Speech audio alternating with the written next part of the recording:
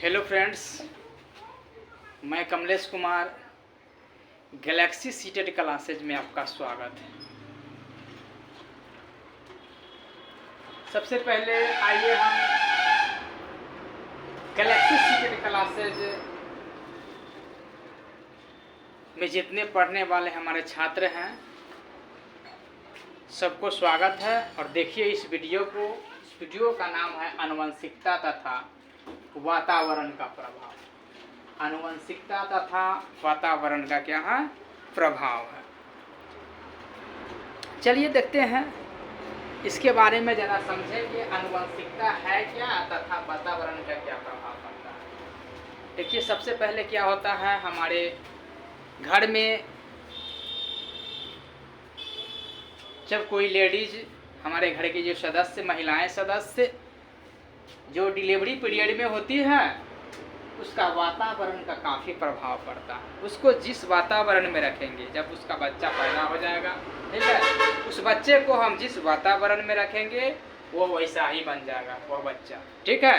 प्राचीन काल के विद्वानों का यह मत था कि बीज के अनुसार, प्राचीन काल के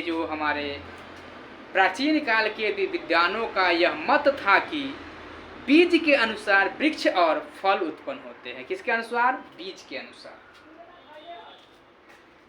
अर्थात माता पिता के अनुसार ही उसकी संतान होती है। अर्थात माता पिता के अनुसार ही क्या होता है, उसकी संतानें होती है, माता पिता के अनुसार।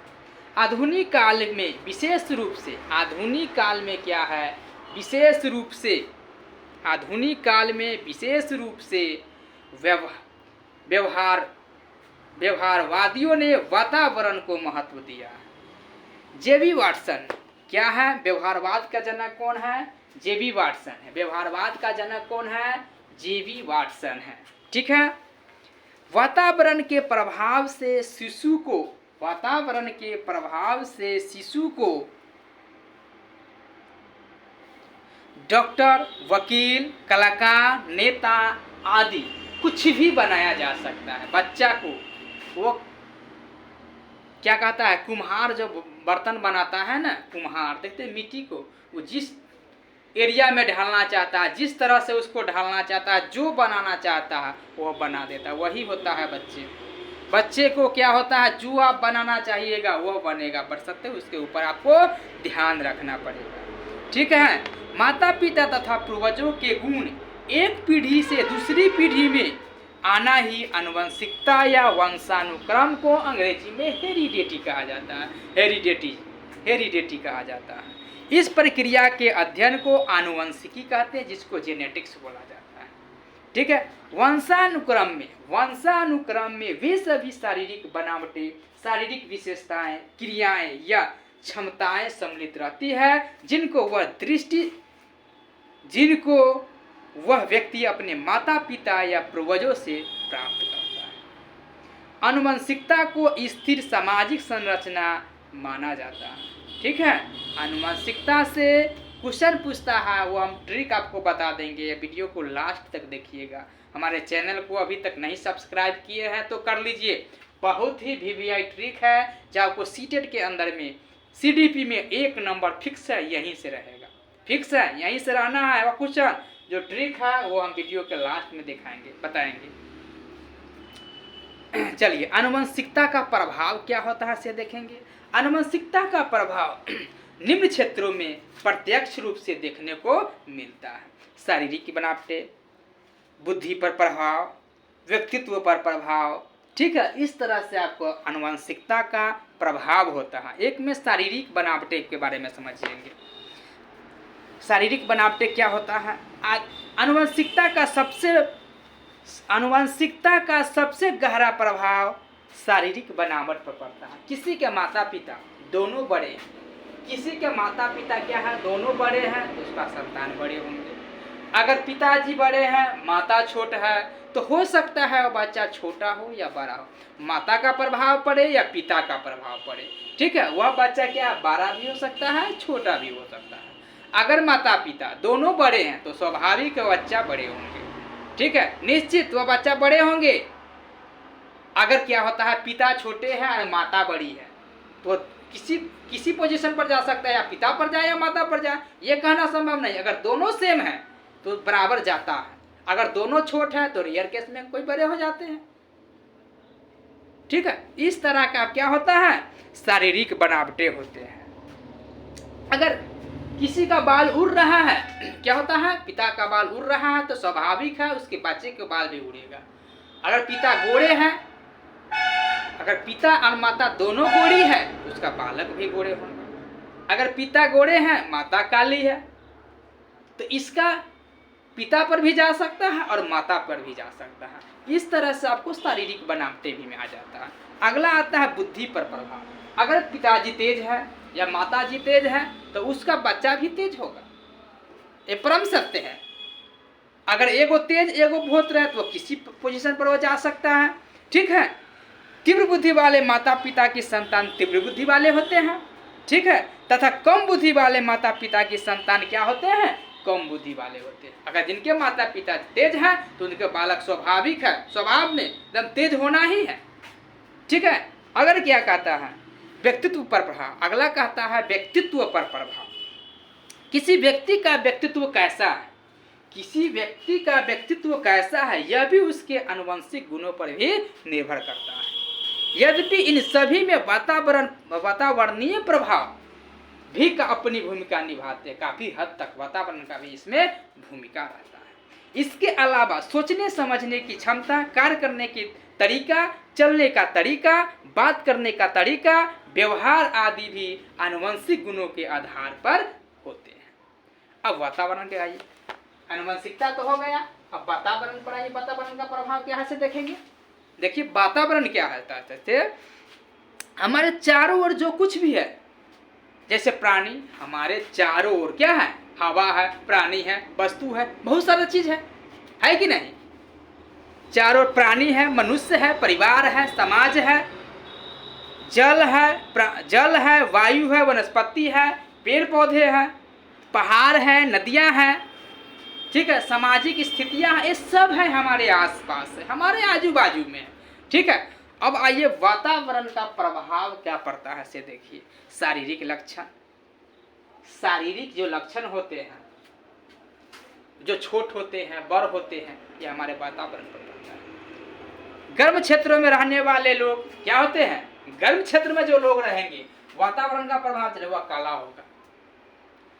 ठीक है, जो ठंडे प्रदेश में रहेंगे, जम्मू कश्मीर में रहेंगे, उत्तराखंड में रहेंगे, हिमाचल में रहेंगे, वो गोरा होगा। वातावरण का प्रभाव पड़ रहा है ना। अब आइए बुद्धि पर प्रभाव। आनुवंशिक गुण अच्छे होने पर क्या होता है, वातावरण जैसा सोसाइटी में हम रखेंगे अपने बाल बच्चा को, हमारा बाल बच्चा भी उसी सोसाइटी का हो जाएगा। ठीक है, अगर हम रखेंगे गांव देहात में तो वो गांव देहात की बुद्धि की तरह बन जाएगा। अगर हम मार्केट में रखेंगे तो हमारा बच्चा मार्केट की तरह बात करेगा। अरे गांव देहात में रहेंगे तो उसी देहाती भाषा में बात करेगा। ठीक है, हम उसको पढ़ा लिए, सीतामढ़ी भेज दिए, मार्केट में भेज दिए पढ़ने के लिए, लेकिन फिर तो वो घर पे आएगा। फिर वो बच्चा क्या होगा, घर पर आएगा तो वही अपने समूह में, अपने समुदाय में खेलेगा बच्चे के साथ, तो उसका व्यवहार तो उसी तरह ना हो जाएगा। उसका व्यवहार क्या हो जाएगा, उसी तरह हो जाएगा। तब क्या आता है, सो देखिए अगला आता है व्यक्तित्व पर प्रभाव। अगला क्या आ जाएगा, व्यक्तित्व पर प्रभाव। उसके आगे क्या हो जाएगा, शिक्षा का प्रभाव। समाज में जैसा शिक्षा रहेगा, जैसा माहौल रहेगा, आपका बच्चा उसी माहौल का बन जाएगा। क्या हो जाएगा, आपका बच्चा उसी माहौल का बनेगा, ज्यादा नहीं। ठीक है, अब देखिए क्या होता है, मानसिक विकास पर प्रभाव। उसका मानसिक पर ही प्रभाव पड़ने लगेगा। और अगला स्वास्थ्य पर प्रभाव। अगर गांव देहात में रहते हैं वैसा वातावरण पर रहेगा तो स्वास्थ्य पर स्वाभाविक व्यवहार होगा, प्रभाव पड़ेगा ही पड़ेगा। यह आपको था। अब आइए इसमें जो महत्वपूर्ण टाइप का है VVI पॉइंट जो पूछता है उसके बारे में चर्चा करेंगे। इसके बाद सबसे वीडियो के लास्ट में बनिए, ट्रिक पर चलेंगे। वीडियो के लास्ट तक बने रहिएगा, तब वही आपको सीख पाइएगा, नहीं तो नहीं सीख पाइएगा। काहे कि मैं ट्रिक देता हूँ लास्ट में, हर वीडियो में देखिएगा लास्ट में ट्रिक जाता है। हम और चैनल वाला की तरह नहीं है, हमारे चैनल को सब्सक्राइब करो, ये करो, वो करो, वो नहीं, खाली बातें बनाएगा। लेकिन यहाँ बात बनाने वाली बात नहीं होती है, सिर्फ पढ़ाई। जो मुद्दे की बात होती है, जो टॉपिक पूछता है, जो पॉइंट पूछता है, उसी पॉइंट को बताया जाता है, फालतू नहीं।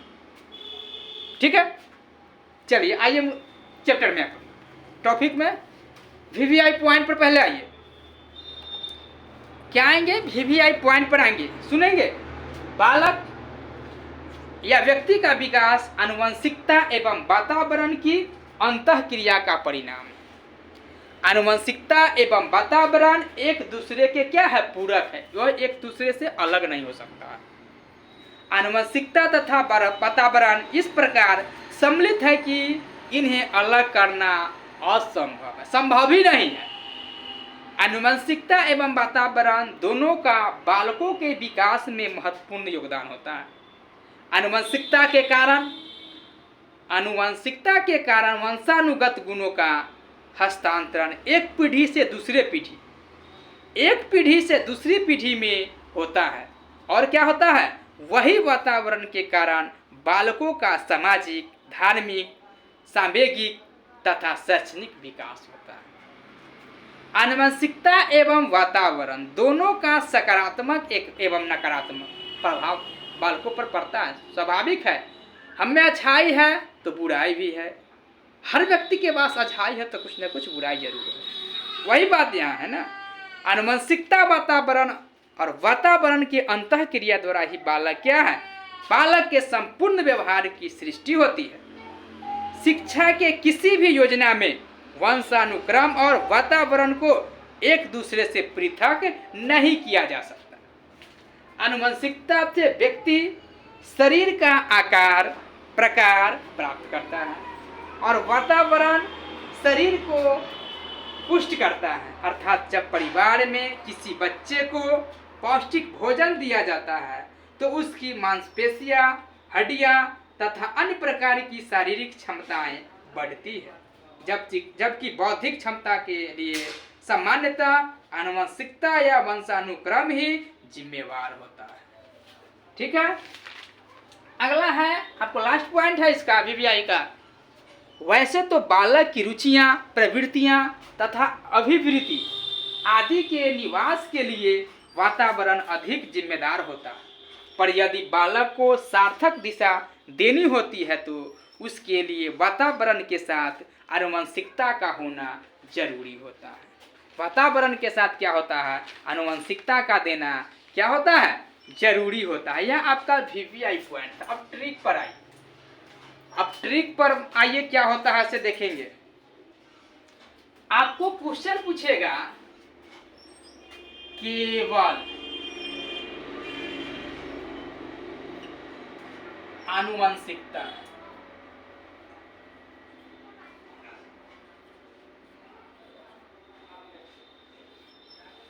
ए नंबर में। बी नंबर में पूछेगा केवल वातावरण या पर्यावरण।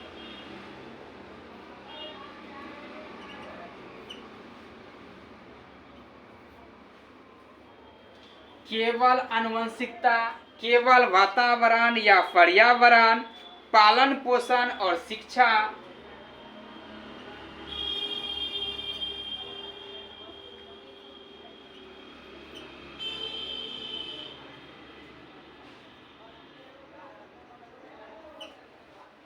और डी नंबर में पूछेगा आपको आनुवंशिकता एवं वातावरण।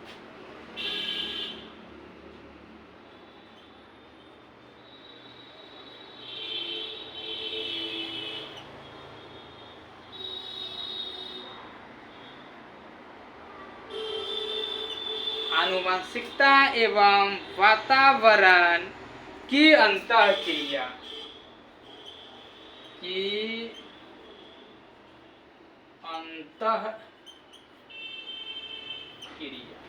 ठीक है। अब देखिए ट्रिक में आएंगे। ट्रिक थोड़ा देर में मैं लिखा देता हूं, अभी इस क्वेश्चन पर आएंगे। ठीक है, यह क्वेश्चन क्या कह रहा है इस पर ध्यान देंगे। केवल आनुवंशिकता, हमारे आनुवंशिकता तथा वातावरण या पर्यावरण का क्या प्रभाव था, इसके बारे में हम चर्चा कर रहे हैं। क्वेश्चन किस टाइप का पूछ रहा है सो बता रहे हैं। ठीक है, तो इसमें क्या कह रहा है, केवल आनुवंशिकता, केवल क्या कहते हैं, नहीं लेना है। आपको केवल लगा हुआ है, इस ऑप्शन को काट देंगे। केवल क्या करता है, नहीं लेना है। बी नंबर में केवल वातावरण या पर्यावरण नहीं लेते हैं। पालन पोषण और शिक्षा नहीं लेना है, काहे कि पालन पोषण और शिक्षा पाठ चल रहा है आनुवंशिकता तथा पर्यावरण का। आनुवंशिकता और पर्यावरण साथ साथ है और दोनों क्या करे, अंतः क्रिया से जुड़ा हो। क्या करेगा, अंतः क्रिया से जुड़ा होगा, वही बात आपका सही होगा, वही पॉइंट क्या होगा, सही होगा। इसीलिए क्या आंसर हो जाएगा, डी। इसीलिए आप लोग ट्रिक में लिखेंगे अंतः क्रिया, अंतः क्रिया।